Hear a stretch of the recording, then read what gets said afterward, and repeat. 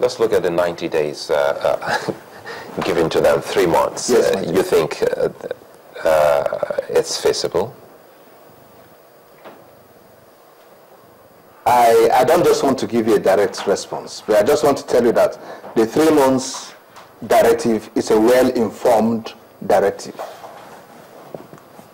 Does it not surprise you that at the same time when Mr. President is here talking about 3 months, his Chadian counterpart was also talking about December? That's within the same 3 months limit. When during their independence anniversary last week, he was telling the entire nation before December we are getting done with this. Do you see that it falls in line with the same 3 months which his Nigerian counterpart is talking about? The point I'm trying to drive home here is that at the strategic level, the level of information available to the actors at the strategic level can be available to us who are even below the tactical level of play. Okay? Yeah, but for those of us that are below the tactical level of play, I mean, yes, of course, we also see and feel and report some of the things that are happening there. What are some of the things that we should be looking out for to know that this fight is truly, you know, going to be over in 3 months? Should we be looking to an end in suicide bombings as well?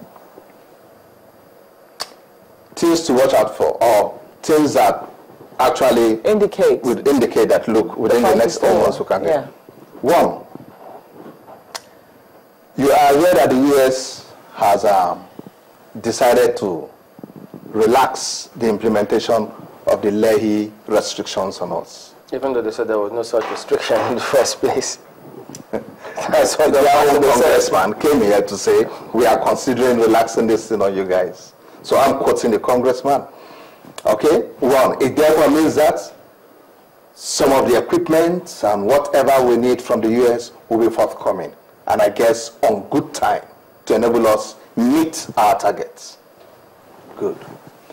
You will also agree with me that as it is right now, as a nation, or the president, so to speak, is enjoying a great deal of international goodwill, has exemplified in his invitation to the G8 Nations Conference, and so on, and all the fallouts from that conference.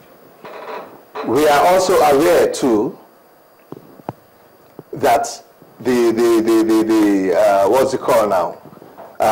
Mr. President's diplomatic shuttle to the neighboring countries, you know, to be able to galvanize their support and commitment to this ongoing war has yielded a great deal of effort. And of course, you will agree too that it has assisted in incapacitating Boko Haram to a greater extent, because we have now been able to put in place serious checks and blockades for further supplies, be it logistics, lubricants, oil, and whatever. Weapon supplies, you mentioned it. We have successfully blocked all that. We have? We have. Okay. We have. Because that information is not exactly out there for people to rely on. Yeah, you may know, but we have. We have success. Well, the information that was out there, I think that I can clarify this, was that they were able to get one major supplier, I think, and, you know, I think a huge cache of, or huge, I'm trying to remember the word, I think trucks of few supplies meant for Boko Haram insurgents was held sometime in Borno State, I believe. But does that mean that we've been able to know the route and, you know, successfully stem it? Is that what it means? The bulk of these routes go through all these neighboring countries before linking up with the Maghreb. If all these neighboring countries are on our side on this war, and we are all on the same page with them, taking into cognizance all the various routes between Damaturu alone and is it Medjugorje, you have 1,000 and something footpaths. So what are we looking to do? Leading through these neighboring countries and passing on to the Maghreb. So if all these countries have now come into a unified effort to say, all right, fine, let's fight this with you because it affects us too. And then we all go all out and block all these routes. My sister, what are we talking about? You will minimize the extent to which these guys will be able to hit her. Shouldn't we also keep in mind the nature of Boko Haram?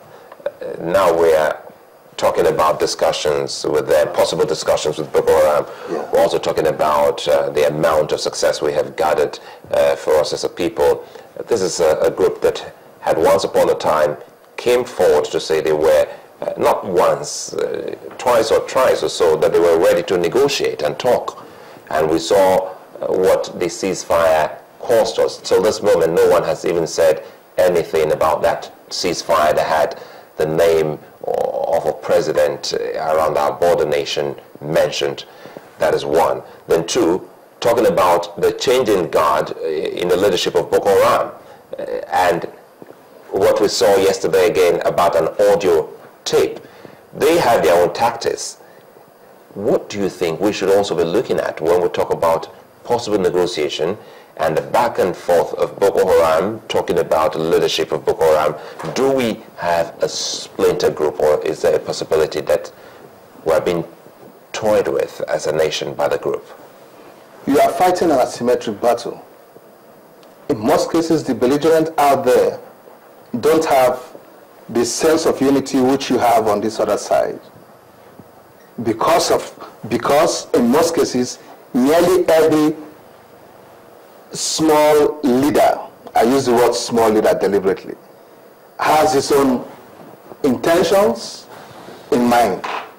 And once whoever is supposed to be representing their group is not dancing in line with what that subgroup think it would end up benefiting, before you know what, a new leadership emerges. There is a split, and so on. The point I'm trying to make here is that we should expect several splits. In fact, by now I was expecting to hear 4 or 5 people claim to be leaders of Boko Haram at their own national level, so to speak. Thank God it is only 2, or one is dead and one is claiming not to be dead, or is dead, we don't know which is which. And then, of course, the Mahatma Daud that just emerged. No problem. If we have to go into negotiations with these guys, first and foremost, we need to ascertain or authenticate who is representing Boko Haram. Is that the genuine fellow that should be representing Boko Haram? 2, the platform that is to serve as the arbiter. We should be able to ensure that such a platform is credible enough to play that role. I would personally still wish the Chadian president can still play that role for obvious reasons. Okay? And then... What are the obvious reasons? Sorry. Good. His relationship with terrorists, if you know his background too, how he emerged and so on. I don't want to say certain things on air. But if you know his background and how he emerged, these are guys who still have roots within such. Looks as if he's got some information. Yes, of course. They are well informed, far informed, better than us. We need him. We mustn't pretend about it. We need him a great deal. He can really, really turn things over for us.